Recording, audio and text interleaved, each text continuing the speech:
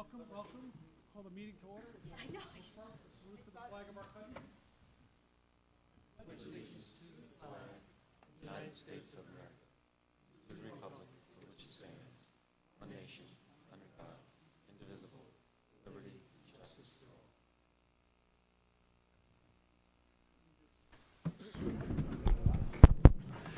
Good evening, everyone. Welcome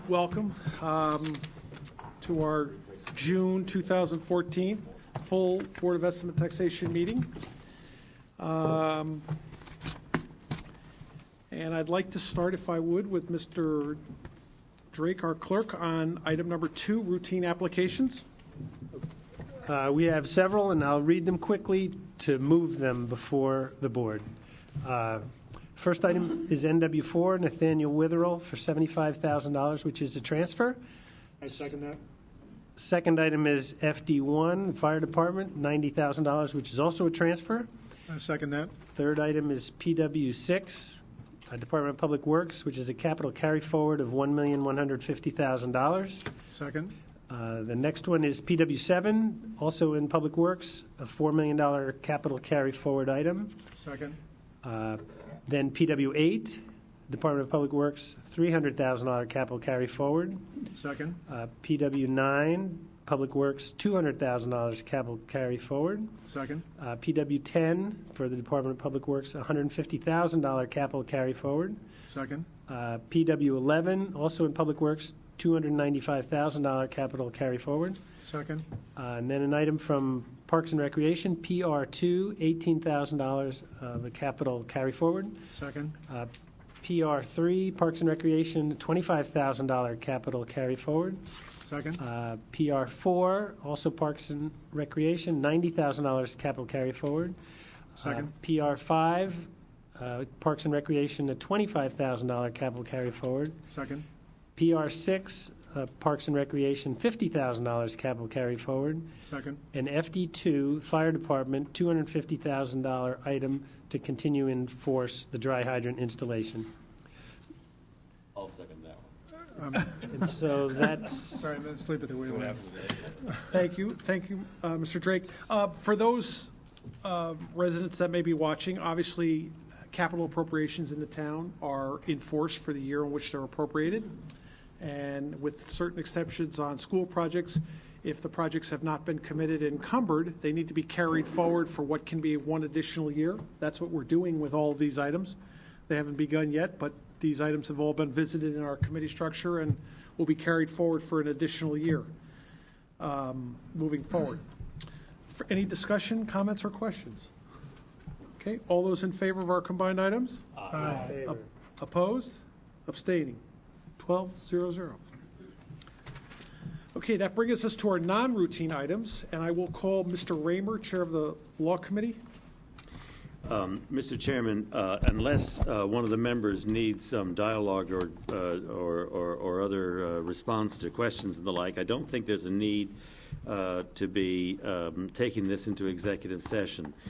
We have before us a proposition of settlement, if I understand correctly, and Amina Ahmad, who's present, can correct if I'm wrong. We have an offer of settlement from the plaintiff at $55,000, which is available to us provided that this body shall accept. I'm also being told indirectly, I hope I have the information correctly, that that proposed settlement has already been approved by the Claims Committee of the RTM and by the Board of Selectmen. And so now it's really in our hands at this point to authorize that settlement sum, and that's the item before us. And I'll repeat for a second time, unless one of the members believes that there should be some dialogue on the underlying settlement, I believe perhaps the matter might be appropriate for a vote. Okay. So I will second SE5 for the first selectman for $55,000 for an additional appropriation for settlement, Bushnell versus the town of Greenwich. So the item has been moved and seconded. Discussion? Thank you. Mr. Raymer, do you have a committee report on that, or did you? The Law Committee had met at least twice now with Attorney Ahmad, and we had approved a settlement sum which would encompass the settlement figure that's before you right now. Further discussion? Mr. Chairman, I'm a little bit confused. Is there discussion going to take place on this topic? Certainly. Okay. And should it be an executive session if there is going to be discussion? If you had questions on the, how we conducted it, no. But if you have questions on this, we can entertain a motion to go to executive session for that purpose. In that case, I will propose executive session. I have a motion to go into executive session for the purpose of discussing a claim, Then I'll second that motion. seconded by Mr. Raymer. All those in favor? Aye. Opposed? Abstaining. I can't see us being too long on this. Microphones off, everyone? And then we.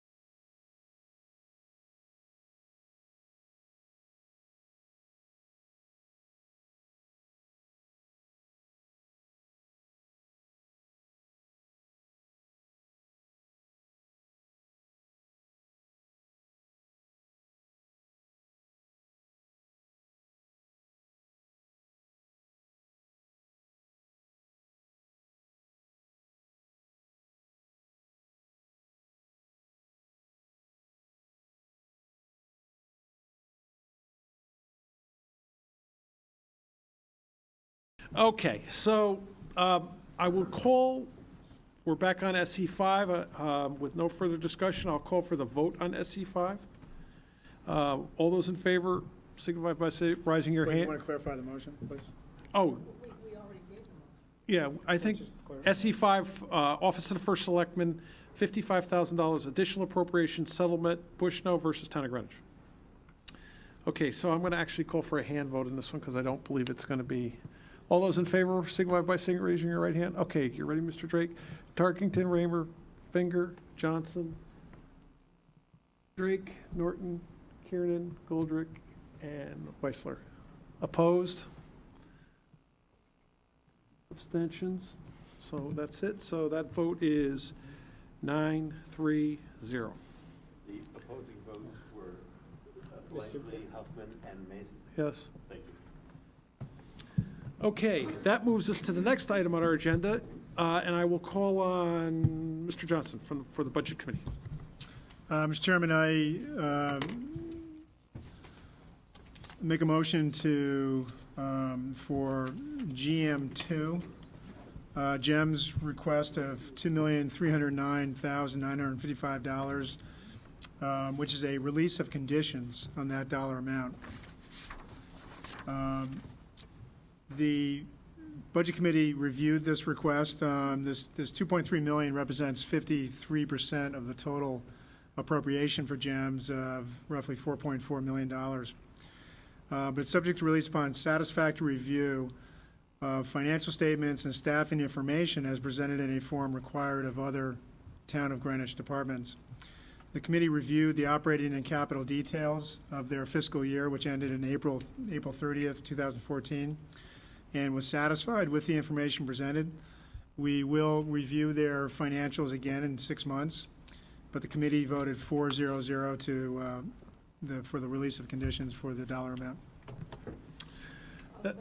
That's moved and seconded. Discussion on the item. We have with us, I think I see, how are you? Good evening, welcome, Charlie. Discussion on the item. Okay, I have nothing. All those in favor? Aye. Opposed? Abstaining? 12-0-0. Thank you very much.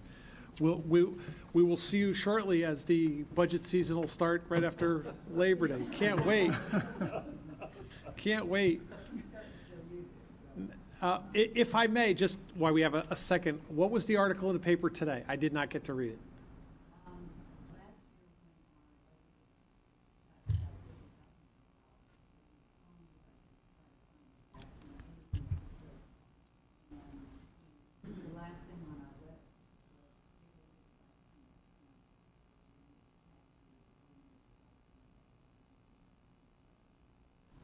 Okay, thank you. I'm sorry to deviate from our agenda, but I figured everybody would want to hear that. Thank you again. Thank you very much. Thank you. At this time, I will call on Mr. Johnson one more time for FD3. Mr. Chairman, I do want to show a correction on the agenda. You have a different dollar amount. I'll make the correct dollar amount on FD3. The motion is to release conditions FD3 for the fire department of $1,828,319. Or Roland, actually, I'm sorry, correct me. Oh, so that's the 25% of the 1.8? Yes. Okay, so it is correct. I'm sorry, Mr. Chairman. It's incorrect on the FD3 sheet that we have, the so-called blue sheet. Gotcha. Do I have that right? Okay, so anyway, we're correct with the release of conditions for the fire department of $457,080. That item has been moved. Second. Seconded. Committee report on the item and followed by discussion. Mr. Johnson? Mr. Chairman, the BET Budget Committee, the BET conditioned dollars of overtime payments on efforts of the fire administration to better combine fire services between career and volunteer firefighters. They are to report to us on a quarterly basis. The Budget Committee reviewed a draft of a memorandum of understanding between the two parties. The committee discussed various provisions that are mentioned in this memorandum, covering joint training, joint staffing of apparatus, mentoring programs, station coverage by volunteers, developing new standard operating procedures, and volunteer recruitment and retention. The committee was pleased to see strong progress with both Fire Administration and the Volunteer Chiefs Association, showing appreciation for their sincere discussions. Again, the Budget Committee will review progress of these discussions again in 3 months, so we have them scheduled for September. We do hope to see a signed memorandum of understanding between the Fire Chief and the Volunteer Chief Association President, and hope to see support among the career union organization as well as the volunteer fire companies itself. So we voted 4-0-0 to release these payments, release the conditions. Discussion on the item? Mr. Raymer? I just want to double check, be sure that that I responded correctly before. Roland, what exactly did we condition at the time of the approval of the budget? We conditioned the whole $1.8 million, but we're releasing it 1 quarter at a time? Is that it? So the $1.8 million is the total overtime budget, and it's correct that we're being asked to release the condition on 1 quarter of it, so the 457 figure is correct? Yes. Okay, I'm sorry, I just want to be sure that was right. Thank you, Mr. That's all I have.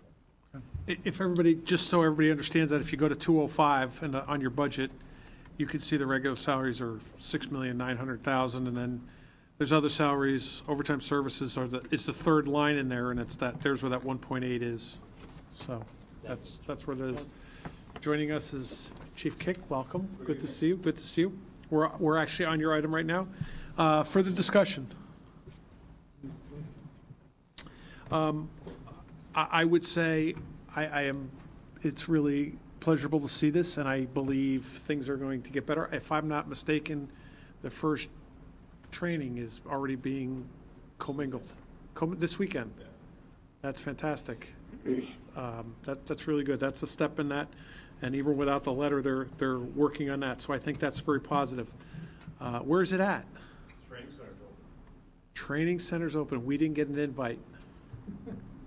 Not technically open yet, but it is. What time is it on Saturday? Probably 9. Mr. Raymer, you want to take Chairman? over from here, Mr. Raymer? Mr. Chairman, can I? If they'll give me a turnout and a breathing apparatus, I'll be happy to go over there and toast some marshmallows. I was thinking more the lunch. Oh, I see. I can't attend, actually, I wanted to go, but I cannot. My daughter's got softball. I know that feeling. I know that feeling. Town firefighting suffers to daughter's softball. That's the headline, Justin. No, I'm sorry. Can't do it. Can't. Don't write that. Mr. Chairman, Mr. Norton. what is the official opening date of the training center? They're having, the vendor is training our people tomorrow on how to operate everything. So I don't know if there's an official date yet, but we're using it. Fantastic. Fantastic. And are we going to be, is there going to be an official date, and are we going to Sure, be? we can do a ceremony if you'd like. Yes. That should be a hot one. Mike wants to cook. No, I'm having an argument with Mr. Raymer. We're just, it's a running Just- battle. If you will, follow-up question for Mr. Kick. I saw that there was a training session out in Todd's Point on a house that somebody, prior to demolition, allowed you guys to work on. Right. Just curious if was that a good training session and/or was volunteers there? That was entirely volunteer. Okay. And is that a good exercise? I mean, if we encourage more people to donate houses to be demolished? Yeah, Sound Beach procured that themselves. Okay. Yeah. Okay, further discussion? All those in favor? All right. Opposed? Abstaining? I'm going to put that as 12-0-0. Thank you. What level softball does she play? 10-year travel with team. Really? Coach, so. Of course they're good. And his wife makes him go. Actually, I prefer to go to the training, I would, but I'm a coach, so I can't miss. In my chairman's report, I was going to mention that I attended the high school girls softball, the dinner for varsity, junior varsity, and freshmen. And I was going to mention something later. It was really amazing. Greenwich had a record that was the best they've ever had. It was a really good team. But thank you. Assessor's report. Good evening. Good evening, Mr. Chairman, members of the BET. I would like to present the assessor's report for June 2014. First of all, of note, there are 16 new tax appeals that were brought before the grand list of 2013. So we've added those to the total. Second, the RFP for the revaluation for 2015 is ready to go and probably will be issued by the end of the week. Hopefully we'll be getting a substantial amount of bids. We'll see. And thirdly, and most important, the July tax bills. The new administrative software, Quality Data, shall be producing the July tax bills, and this is the first run that we've had of all 80,000 plus tax bills. That includes the real estate, motor vehicle, and personal property. The January billing that we did was just the real estate and the motor vehicle supplement. So this is our first run with the entire grand list, so to speak. As it stands right now, the assessor's office, we completed our work at the end of May. So we automated all the senior credits and all the veterans exemptions and all the processing that we had to do. We finished that at the end of May. We then turned the file over to the collector's office, and they have subsequently added all their delinquents, liens, and processed all the escrow accounts. On Friday, this past Friday, we then sent this file up to Quality Data, which is also going to be producing the tax bills as well. Today, we found we're in the process, the assessor's office is in the process of balancing this out to the penny to make sure that what we have on the assessor side and the new rate book actually balances to the penny so there's no discrepancies anywhere within the system. Hopefully, we'll have this done by tomorrow, and tax bills will then be printed and sent out sometime, either the end of this week or beginning of next. That's as Will it stands. will the tax bills look different than prior? They will look the same as they did in January. Okay, so this is the second look at those. So this is going to be the second run of, yes, Quality This is a new vendor as of how long ago? Just this year? Yeah, this is here, yeah. Okay. So a couple years ago, when there was a delay in getting the tax bills out, that was a different vendor? That was, yes. For you, but... Right, yeah. Quality Data actually will be printing. The same vendor that we actually, that supports their software and their system is actually printing our bills and processing the whole thing through. Which is good, that's a change. Yep, that has changed too. And again, you're running the old system and the new system, SIMO. We're going to do that this building and the next one? My office is coming off of Munis now. I am committed. We have completed our transfer of all the data. I still have availability and I can still look at Munis, but I've committed at this point in time all our data entry, all our automation. We couldn't do a lot of it in Munis to begin with. All of it is now in Quality Data. And it's working. And it's great. It's working wonderfully. How long has it been from start to finish till we got to this point with the We new started system? in this. We started in what, November, December? Yeah. So it's a fairly long run to get it done. Well, we had to wait for us to actually create a grand list with it. So we had to wait for us to sit there to actually create the 2013 grand list from this software. I couldn't do it, you can't do it in the interim of the cycle. You have to pick a date. You have to start on an assessment date. So. Got it. Does anybody have any other further questions? Anything else? I also want to offer thank you to your office and Bob. Thank you very much. I had one of the residents contacted me about some stuff, and I think you're going to have some dialogue there for a little while. But thank you very much for taking care of that. I really appreciate it. So I move that we approve the assessor's report. Second. Moved by Ms. Tarkington, seconded by Mr. Raymer. All those in favor? Aye. Opposed? Abstaining? Thank you. Controllers report. Good evening, Mr. Minarski. Good evening, Mr. Chairman, BET members. Starting in the first section, renewal of the insurance contracts. Want to commend the risk manager, Ron Lally, on all the work he's been doing.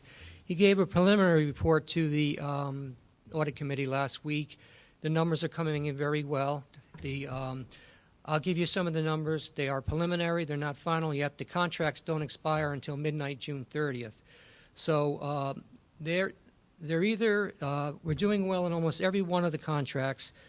One exceptional area is the general liability. If you recall, last year the contract spiked from $789,000 to the current year of $886,000. Right now, preliminarily, we're looking at a $148,000 reduction. And he told me today that they're still negotiating with another firm, and it might even come. The cut might even be more than that. He told me, risk manager Ron Lally told me today that the property damage is going to come in flat, which is a good news, because the property damage is the largest insurance contract out of the whole package. It's been about $1.2 million. This year, the current year was $1,193,000, so it's going to come in flat. And it looks like we're going to be overall a couple $100,000 under budget. The budget for the 15 year is about $3.2 million. Of course, beside the insurance policies, they're also in there. He has to pay the claims on small claims for vehicles, police car vehicles, fire vehicles, et cetera, et cetera. So it's good news on the insurance in the insurance area, and I will give a final report. Of course, it'll go to the audit committee before it gets to the BET in July. Question? Pete, you talk about the property insurance being flat. Is that where our tree insurance is? Or is that a different Yes. policy? So, Yes. given what we've recovered over the last several years of storms, that's pretty good to have flat. Yes. What he had to do is the property, he had to change some of the deductibles to come up with previously the flat number from the 2 years. So there is areas where if we do encounter, let me back up a little bit. The property damage is a complicated insurance policy. It depends on a number of varieties. It's where you are in the town. For example, if you're in a flood zone, it's different coverage as far as deductibles if you're not. If it's a named storm versus a non-named storm, there's different forms of coverage. If it's a windstorm versus a hurricane with rain, et cetera, if there's flood damage, there's different types of coverages. So you have to look at all the ingredients that go into it. But he's aggressively working with the insurance broker, Franklin Company, marketing these policies. He's done an excellent job in the last 2 or 3 years, notwithstanding what happened with Superstorm Sandy and even going back to Katrina. Mr. Chairman. Michael, Pete, are we going to have tree coverage this next I don't year? think so. No. I don't believe we're going to get a third bite at the apple. We got the March 2010 storm. We got about 300,000, and the last year it's in the controller's report. We got about it was 500,000 on the trees, 500,000 for the golf course, 500,000 for the town, and there was a $200,000 deductible which was applied. We took from the whole policy, we applied it against the trees, so we got about 800,000. So I don't think we're going to have tree coverage. In effect, we're going to have an increase.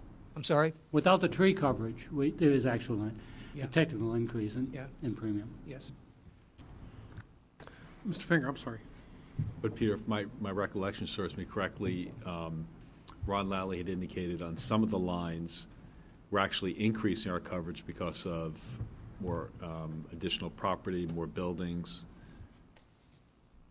So that just has to be factored in also. Yeah, I'm speaking. What I was speaking is overall. There's maybe 30 or 40 policies. There is out of all of these, there are some policies where there's increases, and I'll give you an example of one: the workers' comp excess. Excess meaning on workers' compensation, we're insured per incident up to $1 million. So we buy the excess insurance on the workers' comp claims. We have been hit with a couple of catastrophic claims where a couple of people have pierced the excess, and that's an example of an insurance policy where it's been unfavorable. The policy for the current year was $250,000. It's gone up to $261,000. Only $11,000, but it's percentage-wise, it's an increase in the policy. But overall, the program is coming in at very good numbers. Mr. Rimmer. Pete, a couple of things. One, am I assuming that the liability coverage is among the insurances that we're renewing at this point? General liability, yes. Yeah. Can I repeat a conversation I had with you at some point earlier that in the recent years we've been carrying stacked coverage where we pay the first $1 million and then there's 2 successive coverages of $15 million, and then above $31 million we're back to being exposed again. And we had the experience, if you recall, in a recent case where the damage claim was quite deep, and the first $15 million coverage was being very difficult about being willing to put their $15 million or any large portion of it on the table. And I suggested to you at the time that it may be worth getting a quote so that instead of having 2 layers of stacked coverage, that you have one carrier who's there for the whole $30 million so that you avoid that problem. We had the worry with that case that if that case were to be tried, there was the potential in that particular case of a very large verdict, over $100 million.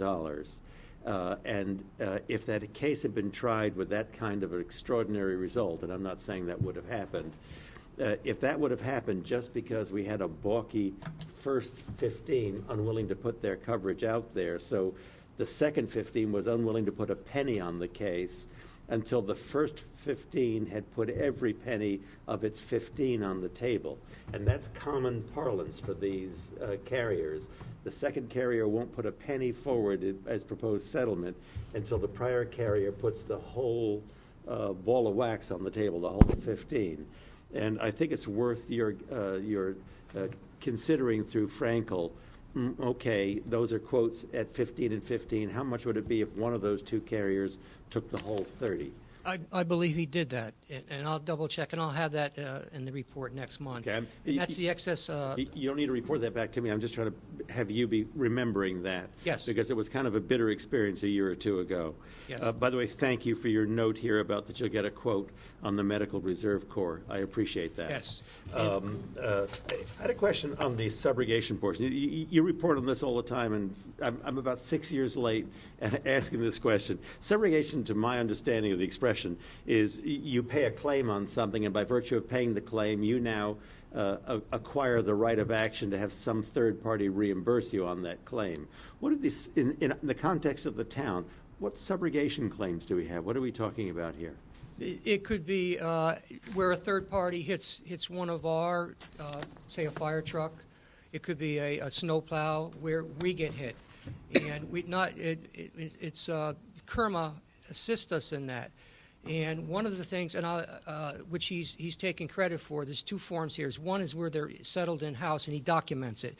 He does it for the audit committee, and he quantifies exactly what type of subrogation it is, and I can get that for you, and he quantifies it.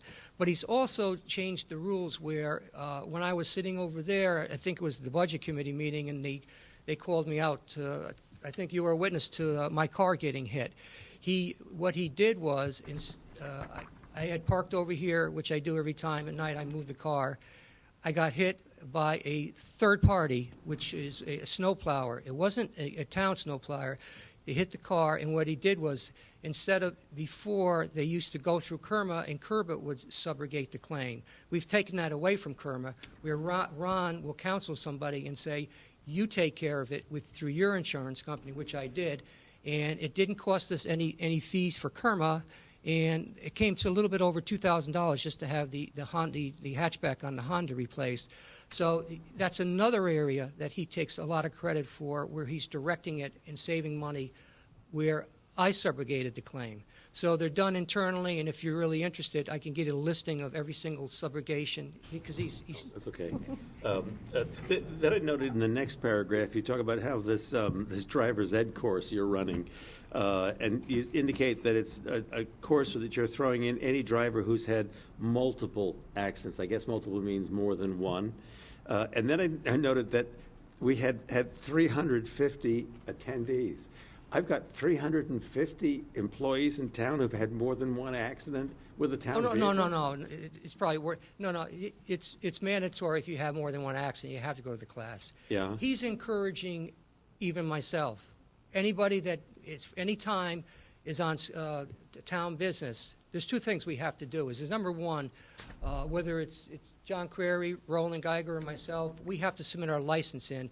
And they do a background check to make sure that we've got clean licenses. Number two, he's got a program where he's encouraging, and it also helps us for our insurance to get a reduction, to go to these defense driving courses. So the 300 is everybody. It's not just people that are in accidents. Okay, all right. Thank you. That's all I have. Thank you, Mr. Chairman. So there's a section in that course on where to park during snow emergencies. And I'm teaching it.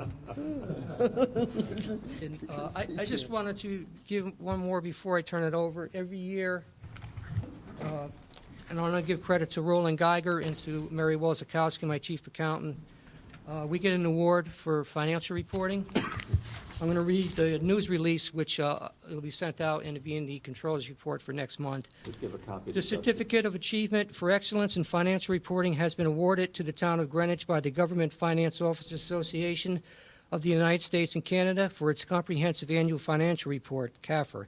The Certificate of Achievement is the highest form of recognition in the area of governmental accounting and financial reporting, and its attainment represents a significant accomplishment by a government and its management.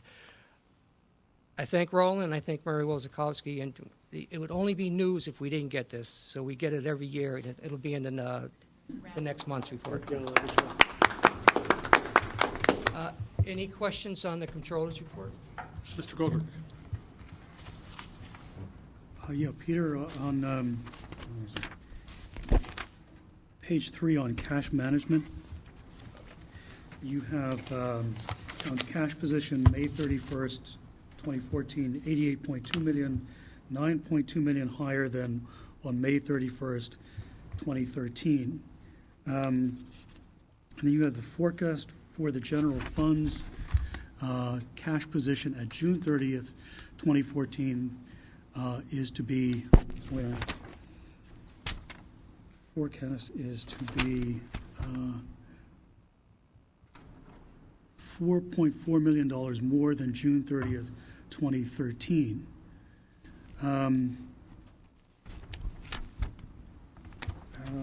But you've got our general fund balance forecast supposed to be, what, 44.4, right? And isn't that about $10 million more than June 30th of last year? The references to the cash forecast, if you look at the lower right-hand corner, you'll see the difference, the 4.4. This is the cash forecast backing out the advance payments. You see in the lower right-hand corner the $62,600,000, and then the Which page are previous you on? year is 58.1 or 2. Cash forecast, find the controllers. Is that bottom number 60, 28, 810? Okay, yeah, yeah. So you go to the bottom right. Yeah, what's the, Yeah. I didn't catch the question. I'm sorry. General fund balance, you're forecasting for 44.4 million, right? Is that right? For the cash forecast, that's minusing, that's not going to be the cash that's in the CAF for June 30th because we don't know what the advance payments are going to be. If you just listen to Lauren, I'm guessing that the number is going to be lower because the timing is, they're a little bit later than they were in the last 2 years. And again, if you look at, you want to look at that, this is a very good report. Look at the lower right-hand corner. You see the second to the last column under FY 214? You can see where we started out with none, then $1,495,000, the cash advances. And then we leapfrogged, spiked to $29.4 million, $31, $34 million. That's why we like to rely more on the numbers on the right, because these numbers are too volatile to predict, the advance payments. And it's a liability at June 30th. These are revenues that are for bills that are going to be paid in the next year. People are prepaying their taxes. Okay? got it, I understand it now. Okay, Peter, I actually have one thing, and maybe it has nothing that you can do. But, you know, this board approved a charter revision to 208, and we sent it off to the RTM. And I know you had some communication with them back in February or March, but I haven't heard where that is. Have you heard any? I mean, you say you haven't heard anything, but I'm going to let Mr. Drake speak first, and then I'll respond. Oh, today I called Rob Borelli-Minetti, who's the head of the committee, as you know, and he said, yes, as you say, they have been kind of stuck or unproductive. But he said that he hopes... microphone. Oh, thank you, sorry. I talked to Rob Borelli-Minetti today. He said it's been difficult for him to get his committee together, he says, but he hopes to meet with his committee in the next 10 days, and he hopes to make his committee's work product recommendation to the September RTM meeting. That was what he told me this afternoon. Okay. And I noticed you're getting the budget overview, you're getting quite a lengthy list of requests for documents there. Okay, anything else on controllers? I'll I have a motion to accept. I move that we approve the controllers report. Motion by Mr. Norton, seconded by Ms. Starkington. All those in favor? Aye. Opposed? Abstaining? That has carried. Brings us to the next item, which is the treasurer's report. I have a motion to accept the treasurer's report, Second. seconded by Ms. Tarkington. Discussion? All those in favor? Aye. Opposed? Abstaining? That has passed 12-0-0. Just flip some papers. Moving on to item number 7. I have a report from the Budget Committee. Mr. Johnson? Mr. Chairman, I actually would like to report on a couple action items from last month. If you remember, HD 7 and HD 8 were release of conditions for the Medical Reserve Corps in relatively small dollar amounts of $3,500 and $4,000. At the May BET meeting, the full BET gave the Budget Committee authority to release those dollar sums based on reports from our town law and risk management departments. I was really looking for our satisfactory review of the law risk management department supervision of the Medical Reserve Corps, of its personnel to avoid risk and ensure compliance with state and federal guidelines. Ms. Baisley from the Health Department joined our meeting and noted certain highlights of the Medical Reserve Corps of Connecticut Region 1 Handbook and all the different procedures that they follow from that handbook, and spoke of her department's policies for selection of volunteers and the training of those various volunteers. The committee was satisfied that state and federal statutes provided adequate liability protection for the volunteers. However, we did ask the Finance Department and Risk Management to explore options for additional liability coverage, which they'll report to us at our next Budget Committee meeting, I'm assuming next month, the status of that. But the committee was satisfied and voted 4-0-0 to release conditions for those funds, which had to be used by the middle of this month anyway. But just to report on that, there wasn't an action item for this meeting, but just to report that we did release those conditions. Thank you very, very much. Item 8, liaison reports. Information technology. Mr. Blakely. Mr. Chairman and members of the board, I had a meeting a couple of weeks ago with our new IT director, Tom Klein, and as some of you may know, I was invited by the First Selectman to join his committee to interview candidates for that position, and Tom was our chosen candidate. So I met with Tom a couple of weeks ago to see how things were going. They are going well. He is doing as we would have expected. He is a very competent IT professional, a very competent manager, and I suggested to him that it might be a very good idea if he came to make a presentation to this board at our July meeting, where he could tell us what his prelim reviews are, his findings, what his priorities are, and how he sees the future, and ideas he might have going forward in terms of possible changes and possible new investments. He is ready to do that, so if that is okay with the board, he will come and make a presentation at the July meeting. I think that's fantastic. Would you, Roland, make sure that gets as a sort of a note for our agenda? Would that be for the full BET or the budget? Full BET. Or both? No, I can't do it. I think we should. Full BET. Full BET. And I think that's fantastic, and you'll introduce him, and any handouts that he wants to have will, be ready to go if he has I'll anything he wants to get to us. If he's going to give Mr. Raymer personal computer help, we're going to give him Mr. Raymer a 1099. Get my email working. Oh, boy. All right. Thank you, Mr. Blankley. Really appreciate that. Special project team, Mr. Norton, you have an addition on Nathaniel Witherell, right? I want to be certain that all members receive the invite to the advanced viewing of the Rehabilitation Center, which will be held 2 weeks from tonight. Hopefully within the next day or two. We have a TCO on the Rehabilitation Center. However, we do not have the approval from DPH, the Department of Public Health. Hopefully that will be procured today, tomorrow, or the next day. They were indicated to us that based upon the receipt of some photographs of the facility, and the facility really does look beautiful, that they would sign off on it. Also, the project is not going to be completed by the end of the month. We're still suffering from shortage by the electrician. For example, today they were supposed to have 11 men on site. There were 9. They worked overtime on Saturday. They were supposed to have 9. They had 4. And the electrical contractor is the most important contractor in any project. And we continue to be short electrical help, especially with the fire alarm system. So It looks like the project completion, the basic project completion won't be done until the second week in July, which will be roughly 2 weeks behind. Okay, and that was June 30th? I got the card, I know I June did. I did 30th at receive the 4 card. o'clock presentation.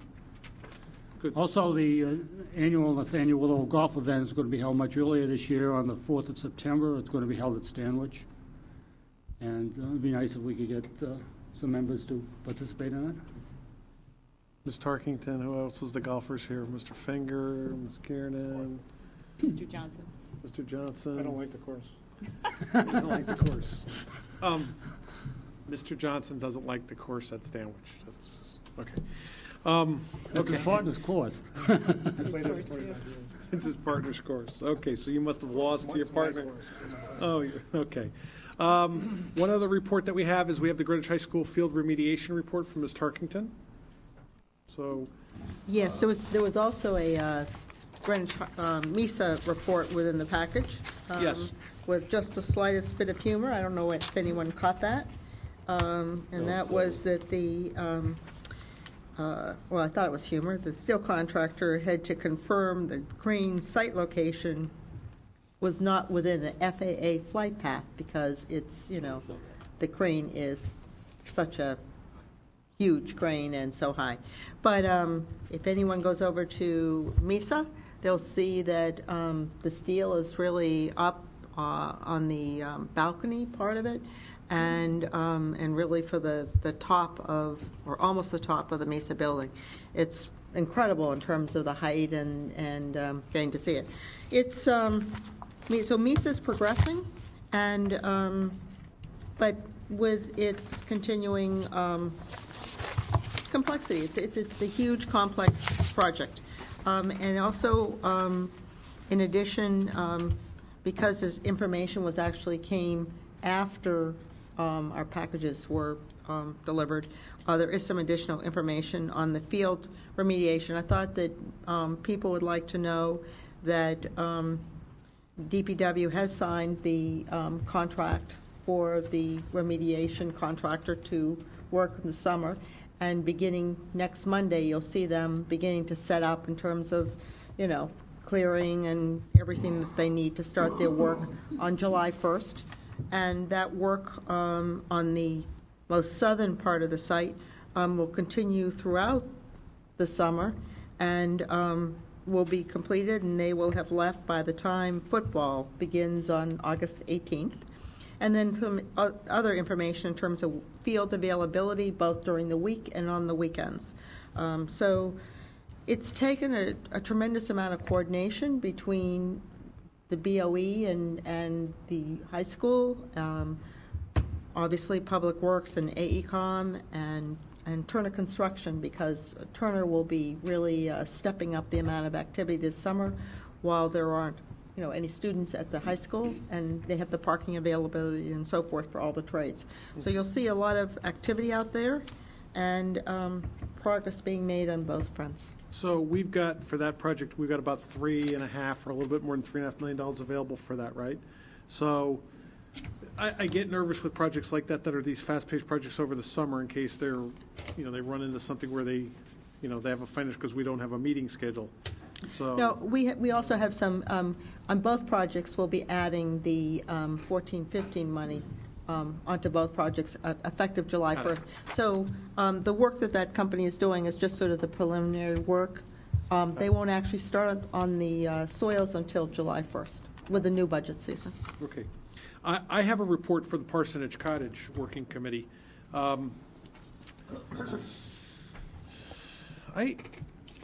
It is my opinion, next month you will see item CD3 back on our agenda. That goes back to last year. It was an item that went through the Budget Committee and came to us and ran into some challenges, and we had a working group. The working group has had a series of meetings. Before next meeting, you'll have the whole package. You'll have all the minutes and what have you. But it seems that we haven't made that much progress in that.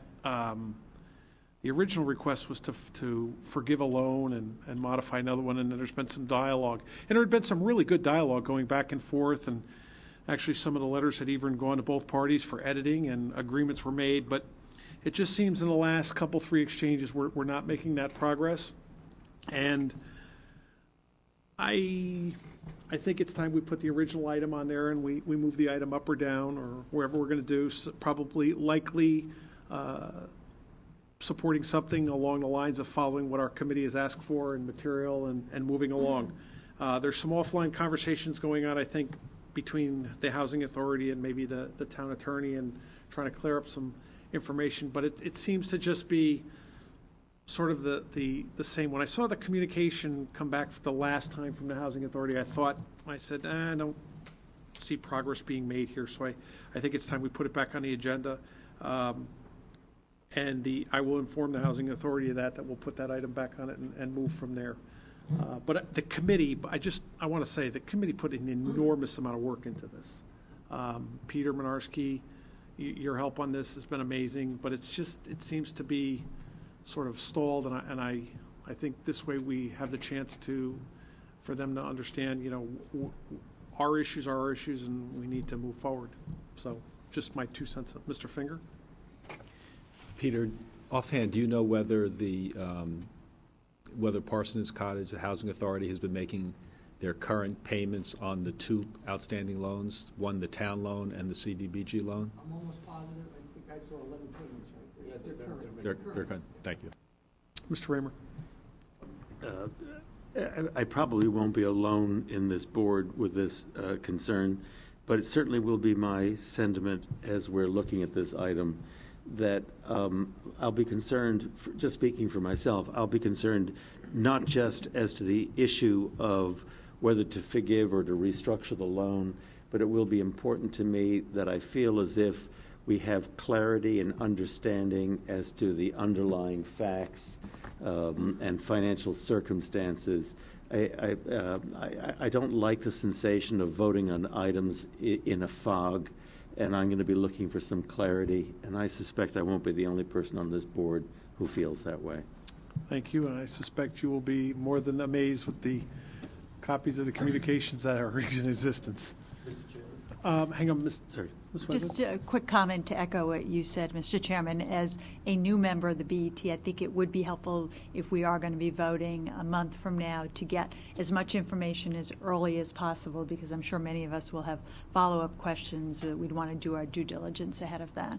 So if we could, have that information 2 weeks prior to the meeting if possible. That's an outstanding point. If we could, we're going to need the original blue sheet, I guess it was? I'd be happy to work with Mr. Minarski to put something together. Yes. We're going to need the original blue sheet, the original item that went through committee and CV3. stuff that we had back in, that was November, right? No, I think September. Before that. September. Starting point, beside the blue sheet is my stack's about this high.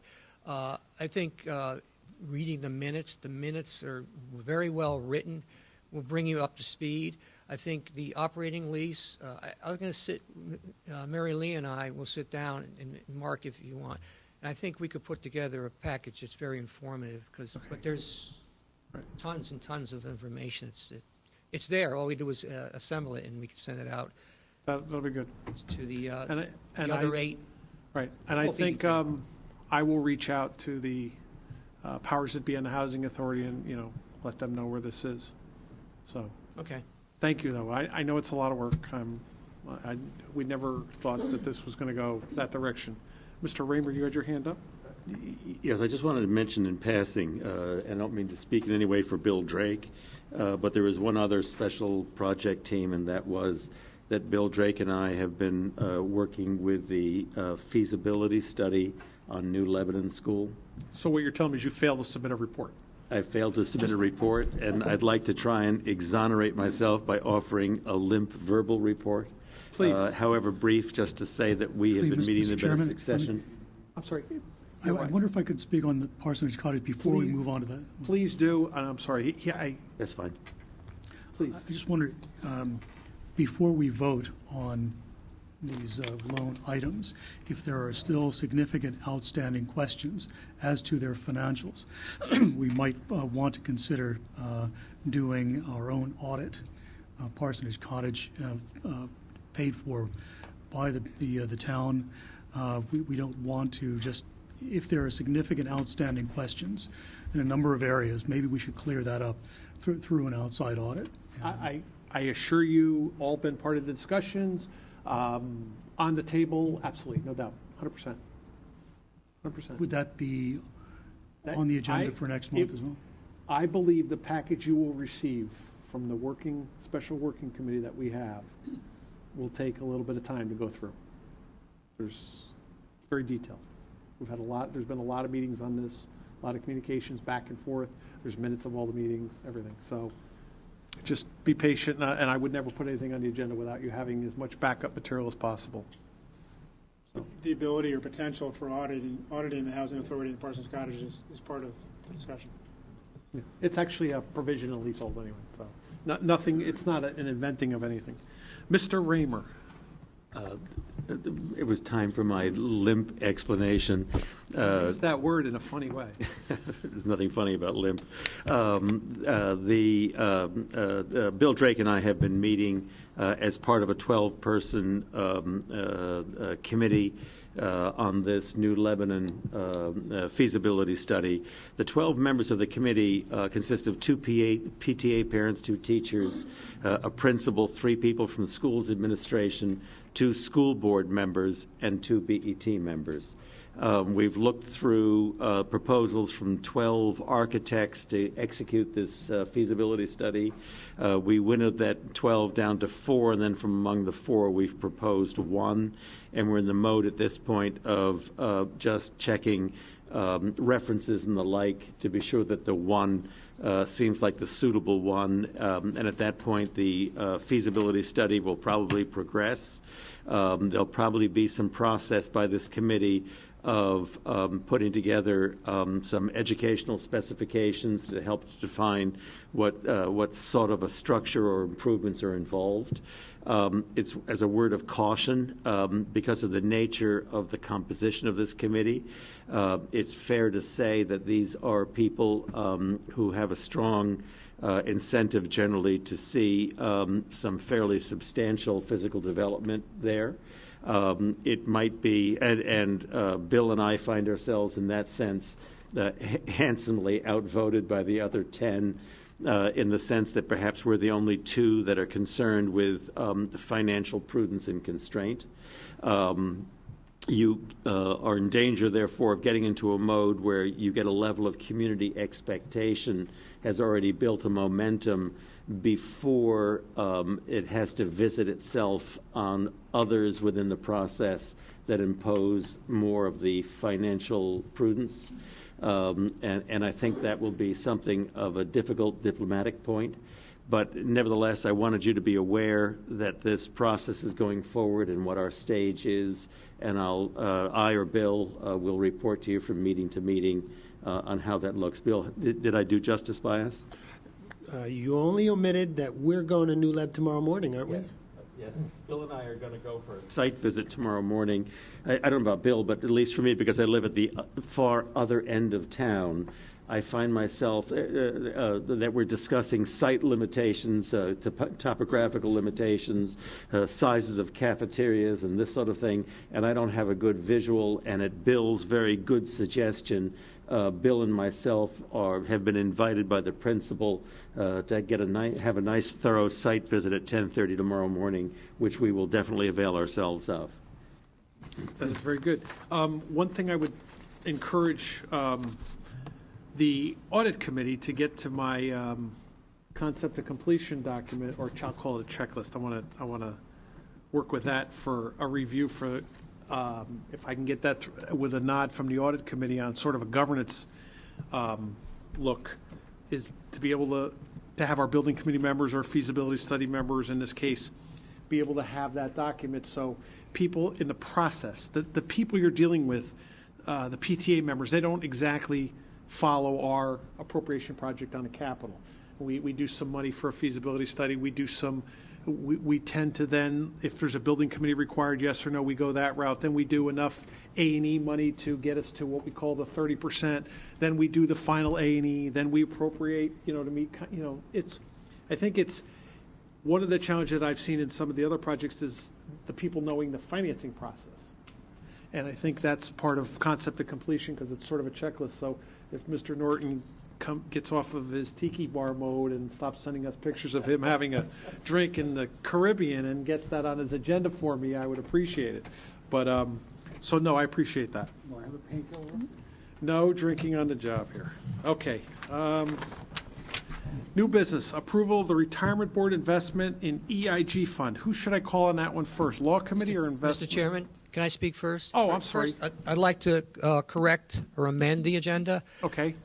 You being the BET are not approving this investment. It's already been approved by a vote of 9-3, September 24th, 2013. You voted to invest up to $10 million in this fund, and it's got currently about $811,000. What I did was I passed out a letter from Gene McLaughlin to the Law Committee of Ms. Darkington and Mr. Raymer. It's 5 pages, and you are simply voting on an additional side letter provisions that need to be adopted. The first 2 pages are a summary description of each of the changes, and then the final 3 pages are the parts that are going to be incorporated into the contract. So this is all you're voting on, is the additional side letter provisions to the contract that's already been approved. So this item comes from the Retirement Board? Initially, yes. Yes, and we voted 5-0 in the original. Yep. Yes, and the Retirement Board also approved the So side now letter. the side letter, somebody has made a determination that we have to approve the side letter also. Mr. Chairman? Yes. If I could assist. At the time of the original documentation that was approved, I believe it was in October. Correct me if I have that wrong, Peter. I believe it was October of last year. We approved EIG. September 24th. I'm sorry, September. A feature of the agreement, which is common in these agreements, we have it in nearly all of our agreements, is what... Excuse me, Mr. Chairman. I would just note that this document before us is marked confidential, although I'm not sure why this should be. Is there any reason for that? There's nothing confidential about this. There's absolutely nothing confidential about this document, and that's why it wasn't in your packet. It was sent individually by Elaine to the 12 of you. I don't know why they put that on there. There's nothing confidential in this document. Okay, so we can safely discuss this, and it's nonsense. So if I may resume, there's a feature in the original agreement that's called which Gene McLaughlin likes to call a most favored nation provision. And the gist of that is a provision between us and the fund that says, as this fund assembles itself and other investors come in, if there are things that you agree to, if this is us saying this to the fund, if there's things that the fund agrees to with other investors that are still more advantageous provisions than the provisions that have been given to us, and if those investors are in the same class of investor that we are, which usually means the size of our investment, then you, the fund, will come back to us and report that to us and allow us to have the same additional privileges as part of our agreement. In this particular case, the fund came to us and did it in the form of sending to us a letter agreement that required our signature.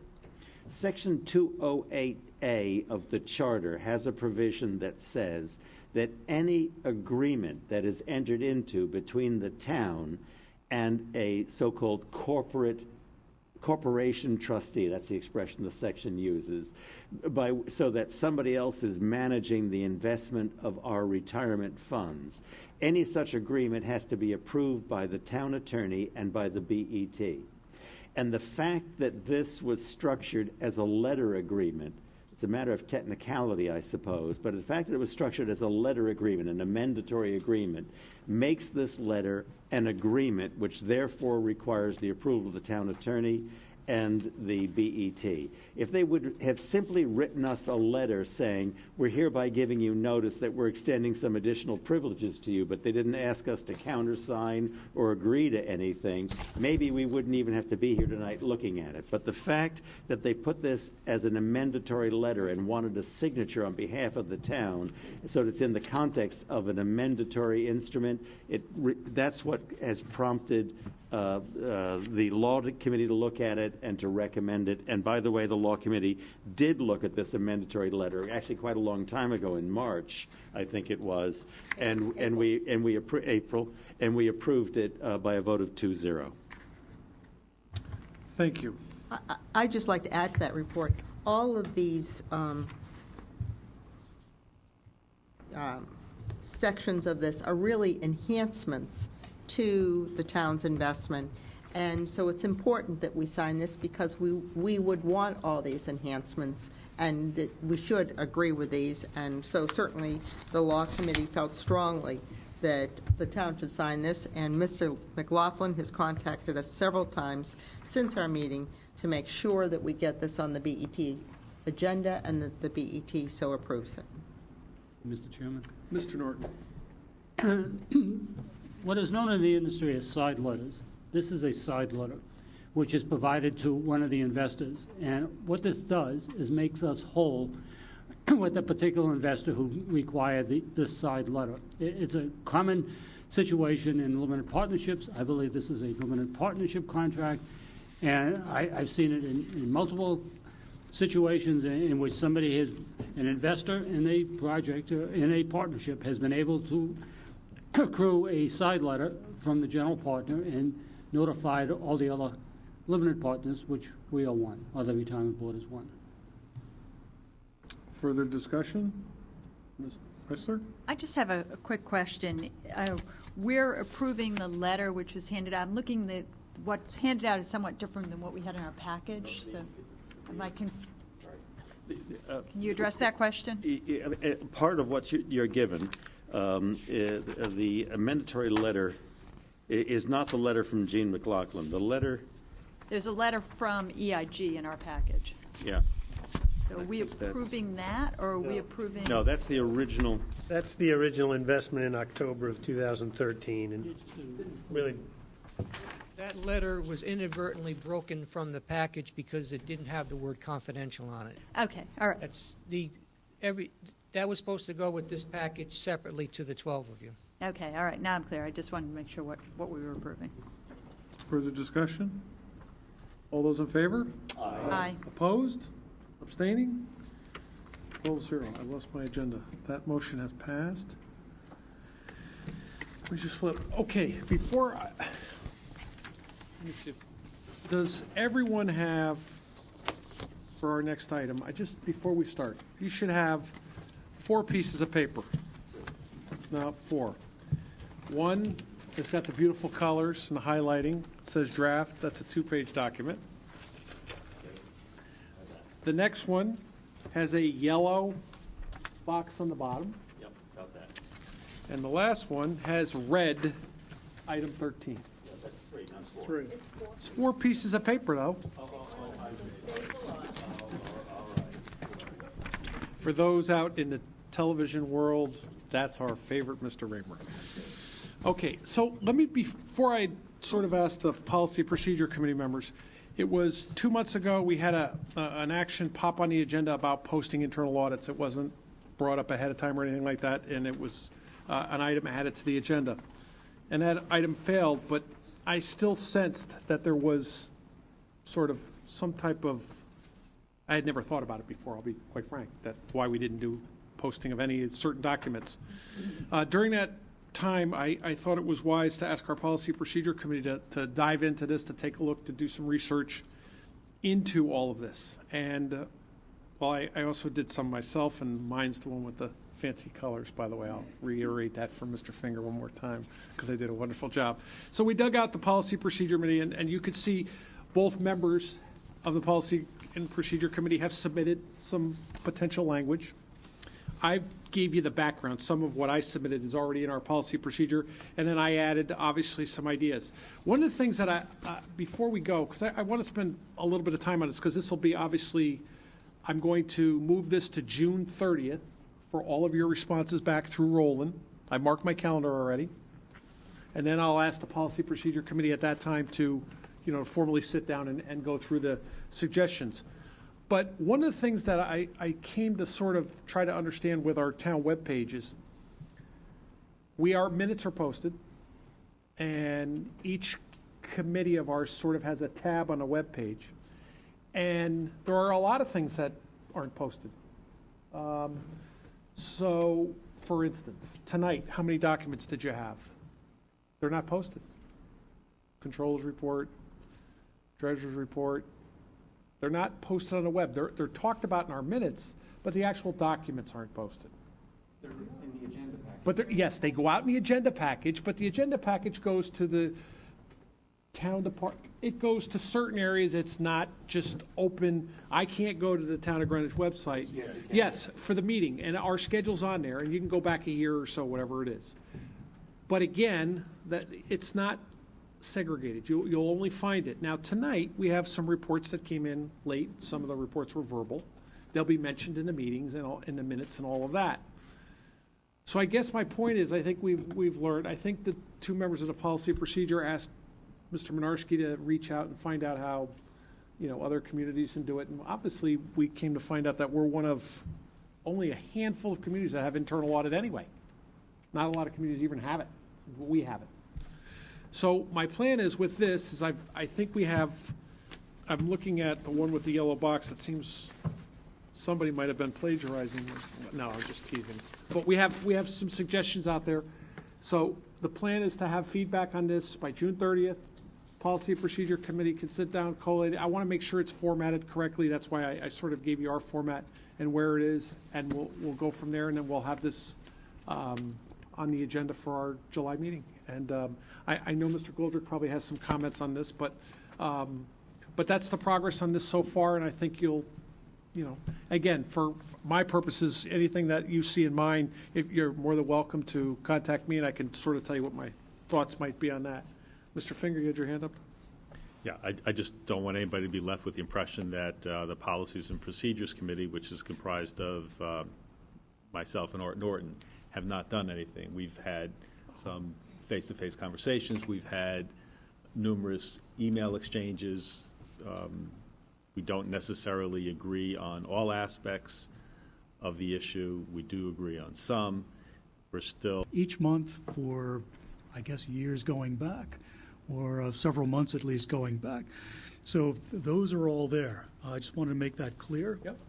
There's just one last thing. There was some confusion, apparently, about what I had been proposing 2 months ago, that I was asking that reports be posted to the website that were not completed. And that was not my intention. Only those reports that had been accepted by the audit committee and were considered, therefore, completed and were therefore part of the public record that I suggest being listed on the website. Good. So, again, I'm looking for feedback here. June 30th, I marked my calendar already. Question? Yes. So the comments by June 30th are going to whom? To Roland? Yeah, just, And then Roland, will you, and distribute them to at least to me and Art? Or how do you want it to go, Mike? it doesn't matter. I think if everybody gets them until June 30th, and I would say you would probably schedule a policy procedure meeting and go through them. And Yeah, as long as we get, Art and I have. there'll be some similarities in comments and what have you. Thank you, everyone. Thank you. Regular BET minutes for May 19th, 2014. Was everybody moved by Mr. Raymer, seconded by Ms. Tarkington? Should be moved by the clerk of the board, Mr. Chairman. Okay. I move them. Sorry, I was not quick enough on the trigger. Seconded by Mr. Raymer. Discussion? All those in favor? Aye. Opposed? Abstaining? Everybody was here, right? We're 12-0-0? Okay. Mr. Drake, do you have anything this evening? No, I don't. Mr. Norton? No, other than what I mentioned about Nathaniel Witherell. Got it. It's been a sort of a busy month. I had our first feedback from a resident in town. They went this weekend and they found a discrepancy, actually a running, this is a very important story because this board put a lot of work into this. They found a running toilet at one of the parks, emailed it, got a response, the 311 system. It happens to be a Parks and Rec issue, and the Parks and Rec is on our new 311 system. So impressive. That system is online, it's working, and that's the first time somebody actually, came back with feedback. Just a quick thing on the 311. The HR committee meeting in July, we've asked Justin Anderson to give us an update. So if anyone wants to hear more globally what's going on, please come to our meeting. I thought that was very interesting. A majority of us attended the PTA Council dinner, which was last week. I've been going to those for quite some time, and it was a rather interesting to hear PTA talk about how the Board of Selectmen, the Board of Estimate, and the Board of Education seem to be having better communications and better communications and turning out a better product. Hadn't heard that. Normally you go to those dinners, and if you're a BET member, you get razzed a little bit. And I'm looking at an next Board of Ed chair. You get razzed a little bit, but it didn't happen that night. It was a pleasant change to hear that. I did attend the Greenwich High School softball. Greenwich High School had a great year. It was a great event. Was held at the Hyatt. We know that the children played sports. We know they did well. But the follow-up, to see, all the team get dressed up and the meal and the parents, it's really a good program. And I don't know if all the sports do that, but I'm assuming they do. But it's really nice to see. I think the Board of Ed should be, it's those little things that carry on, and it's a handoff. The seniors are retiring and going off to school, and the next members are stepping up, and the JV are stepping up, and it was a good time. I enjoyed it. And the last but not least is the teacher contract is now in session. Meetings have been scheduled, and that goes to, there's 5 meetings scheduled, and the date for mediation is in August, and that's actually by state statute, just so you know. There's a calendar that has to be followed there. So that's proceeding along. That'll be a lot of work. But that's it. So we're still busy. We're still doing a lot of different ideas. The RTM has got a few little working groups working that some of them might have contacted you for some sort of questions. So my standard recommendation on that is to, get material from finance. I always encourage them to start marking their calendars now for the budget deliberations, et cetera. So we have that going on. I'm going to be reaching out to the moderator and the RTM to see if we can increase some of the communications and offer the RTM members a little, maybe a sit-down beforehand before guidelines start, because obviously that's our, right after Labor Day project. So with that, I have nothing else, but we're moving along, and hopefully everybody's going to enjoy summer. The teacher's contract's going to ruin my vacation a little bit, but we're working on that. But other than that, Mr. Blankley, how's it going down there? It is USA 2, Ghana 1, final score. Final score.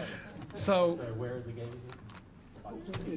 The World Cup. This is the World Cup. Yeah, for those not familiar with soccer matters, but this is good news. Would you like a motion to adjourn? I would love one. Motion to adjourn, Mr. Chairman. All those in favor? Aye. Thank you, everyone. We just signed it.